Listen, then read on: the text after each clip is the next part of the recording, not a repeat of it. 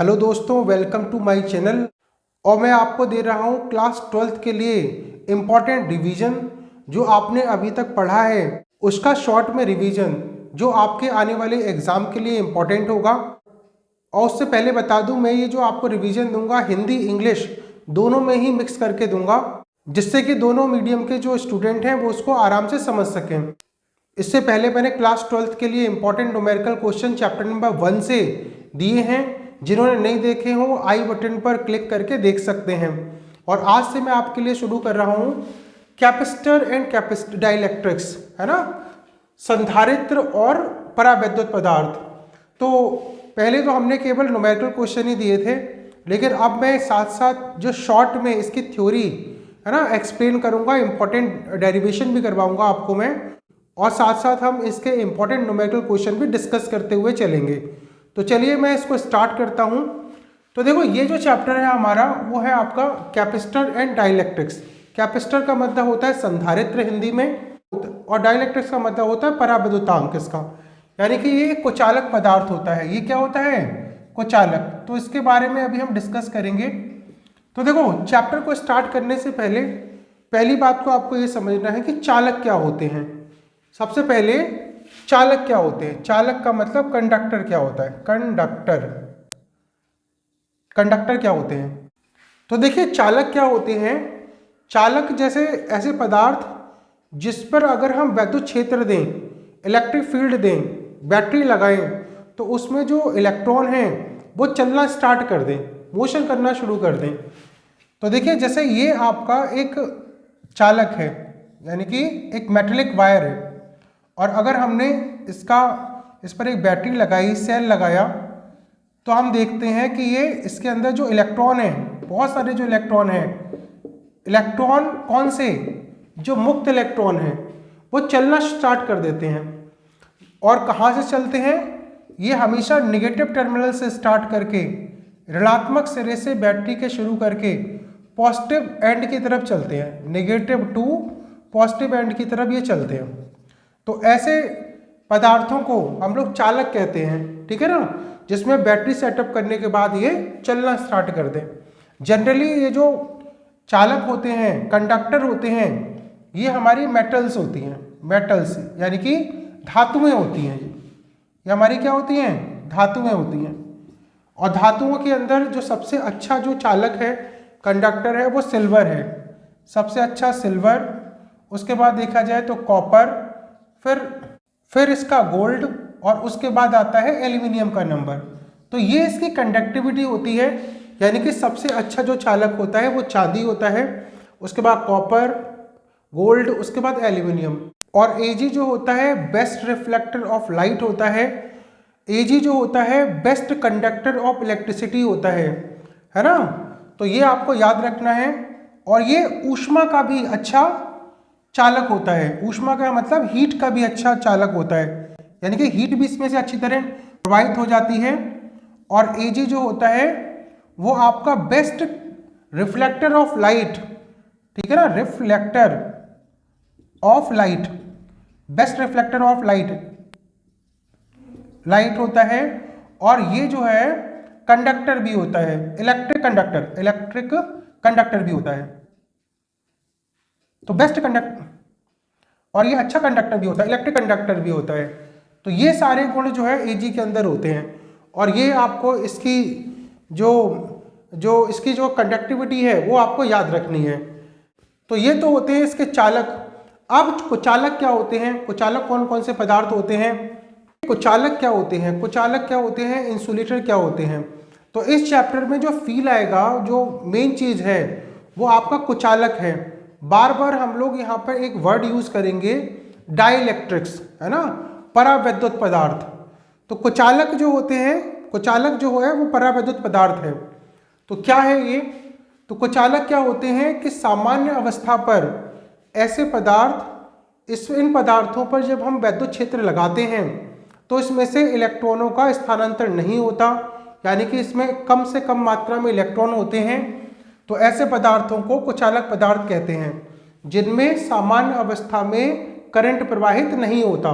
कुचालक पदार्थ या फिर विद्युत रोधी पदार्थ कहलाते हैं। कुचालक पदार्थ को ही हम लोग परावैद्युत, है ना, परावैद्युत पदार्थ भी कहते हैं, परावैद्युत पदार्थ भी कहते हैं। अब इसको लिखने को आता है कि परावैद्युत पदार्थ क्या होते हैं। परावैद्युत या डाइइलेक्ट्रिक सब्सटेंस क्या होते हैं?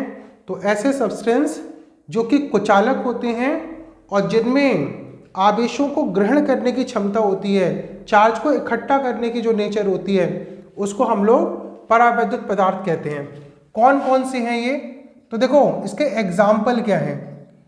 तो जैसे आपका हुआ कागज, कागज यानी कि पेपर, कागज हुआ, लकड़ी हुआ, अभ्रक, है ना, अभ्रक, कागज, लकड़ी, अभ्रक, कांच, ठीक है, कांच, ग्लास, पीबी, ग्लास, कांच, और ड्राई एयर, शुष्क वायु, ड्राई एयर, ये सभी जो है एटसेट्रा, ये सारे कुचालक या फिर परावैद्युत पदार्थ या फिर हम कह सकते हैं डाइइलेक्ट्रिक्स पदार्थों के एग्जाम्पल्स हैं। तो अगर आपको एक नंबर में लिखने को आता है कि कौन से पदार्थ ऐसे हैं जो कुचालक पदार्थ या परावैद्युत पदार्थ होते हैं, तो आपको लिखना होगा कि परावैद्युत पदार्थ कुचालक पदार्थ होते हैं जिनमें से आसानी से विद्युत धारा प्रवाहित नहीं होती, और इसके एग्जाम्पल हैं कागज, लकड़ी, अभ्रक, है ना, कांच, ड्राई एयर, शुष्क एयर, इसके एग्जाम्पल्स हैं। और ये जो वर्ड है आपको परावैद्युत पदार्थ, ये बार बार इस चैप्टर में देखने को मिलेगा। अब चलिए नेक्स्ट टॉपिक को लेते हैं। नेक्स्ट देखो, नेक्स्ट आपका जो टॉपिक है वो है आपका free and bound charge inside a conductor, यानी कि चालकों में मुक्त तथा बद्ध आवेश। कोई भी कंडक्टर होता है उसमें जो मुक्त इलेक्ट्रॉन होते हैं वो क्या होते हैं, और जो बद्ध इलेक्ट्रॉन होते हैं, है ना, वो क्या होते हैं इनसाइड द कंडक्टर, चालकों के अंदर। तो देखो जैसे आपको पता है जो परमाणु होता है, परमाणु का अगर हम स्ट्रक्चर देखें तो देखो बीच में नाभिक, न्यूक्लियस, और इसके चारों तरफ जो होते हैं वो इलेक्ट्रॉन चक्कर लगाते रहते हैं। बीच में क्या होता है? न्यूक्लियस यानी कि नाभिक, और नाभिक के अंदर हमेशा यहाँ पर प्रोटॉन और न्यूट्रॉन होते हैं, और इसके बाहर वाले इलेक्ट्रॉन में जो इलेक्ट्रॉन हैं वो चक्कर लगाते रहते हैं, मुक्त रूप से चक्कर लगाते रहते हैं, है ना। और जो इलेक्ट्रॉन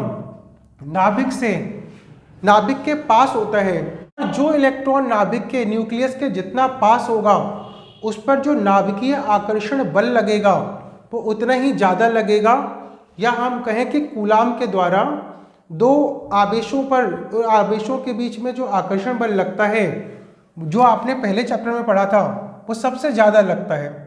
तो ये जो पास में इलेक्ट्रॉन है सबसे ज़्यादा बल तो इस पर लगेगा, और जो इलेक्ट्रॉन इस नाभिक से दूर है वो कम से कम बल अनुभव करेगा, क्योंकि आपको पता है कूलाम के नियम से कि दूरी बढ़ाने पर बल का मान घट जाता है, ठीक है ना।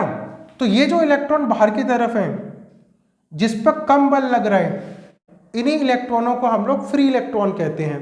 फ्री इलेक्ट्रॉन या फिर क्या कहते हैं? मुक्त इलेक्ट्रॉन। और ये जो अंदर की तरफ इलेक्ट्रॉन है जो नाभिक से अटैच हैं, ज़्यादा आकर्षण बल से बंधे हुए हैं, इसी को हम लोग बद्ध आवेश या बद्ध इलेक्ट्रॉन कहते हैं। ये तो बद्ध इलेक्ट्रॉन और ये है इलेक्ट्रॉन। तो रूम टेम्परेचर पर ये जो फ्री इलेक्ट्रॉन है, मुक्त इलेक्ट्रॉन है, वो पूरे कंडक्टर के अंदर, चालकों के अंदर, वो हर जगह पर रोटेट करते रहते हैं, घूमते रहते हैं, इसीलिए हम इनको फ्री इलेक्ट्रॉन कहते हैं। और जब हम बैटरी का सेटअप करते हैं, जैसे हमने विद्युत क्षेत्र लगाया, तो ये जो इलेक्ट्रॉन है, जो फ्री इलेक्ट्रॉन है, यही पूरे सर्किट में रोटेट करेंगे, पूरे सर्किट में चलना स्टार्ट करेंगे। इसीलिए हम लोग कहते हैं जो करंट का फ्लो होता है, विद्युत धारा का प्रवाह होता है, वो इन्हीं इलेक्ट्रॉनों के कारण होता है। मुक्त इलेक्ट्रॉनों के कारण विद्युत धारा का प्रवाह होता है। और ये था आपका बिल्कुल बेसिक सा कॉन्सेप्ट। और नेक्स्ट चैप्टर में हम लोग इस चैप्टर को आगे बढ़ाएंगे, रिवीजन करेंगे इसका, और नेक्स्ट वीडियो में मैं इस चैप्टर को आगे बढ़ाऊंगा। जिन्होंने चैनल को सब्सक्राइब नहीं किया है, चैनल को सब्सक्राइब कर लो, हमसे जुड़ जाओ। Thank you.